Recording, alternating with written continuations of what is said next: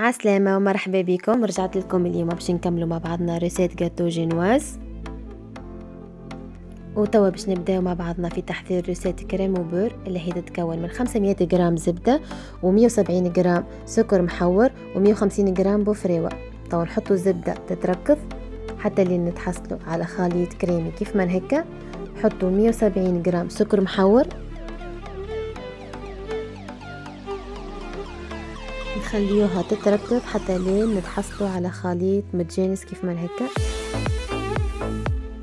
يعني اخترت قول وزيت حمرتها حيث تتحمر وبعد طلعتها تبرد، وبعد عملت كمية من السكر بالعين وحطيتها على بفريوة، ومن بعد تالي رحيتها كيف ما تراو هكا بالطريقة دي بعد ما بردت حتى لين تحصلت على قول وزيت كامل هكا. وانتم اختاروا اي قول تحبوا عليها. بعد حطيت كمية النوازيت مع الكريم وبور وحطيناهم يتركضوا بالطريقة دي هي. وطون خليت الخليط يتركض باش يتجانس مع بعضه. حضرت الجينوازة قسمتها على 3 طبقات، وهون بدينا نحضروا باش نزينوا الجينوازة متاعنا.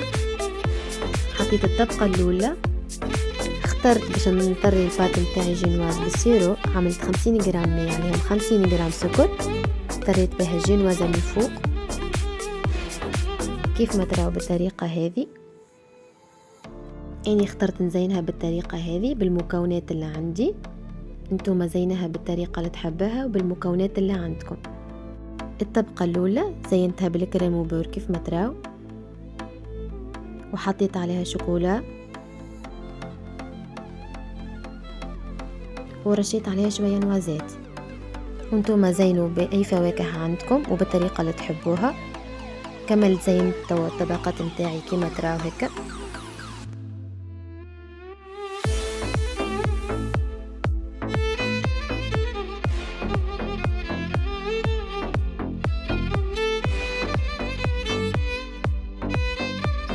كيف ما تراو كملت غلفتها بالكريم وبور وزينتها. ان شاء الله تنال اعجابكم هذه الوصفه يا ربي، وانتم زينوا على الطريقه اللي تحبوها، وان شاء الله تطلع عجبتكم الريسيت. وصحه وبشفي لكم وعامكم مبروك ان شاء الله.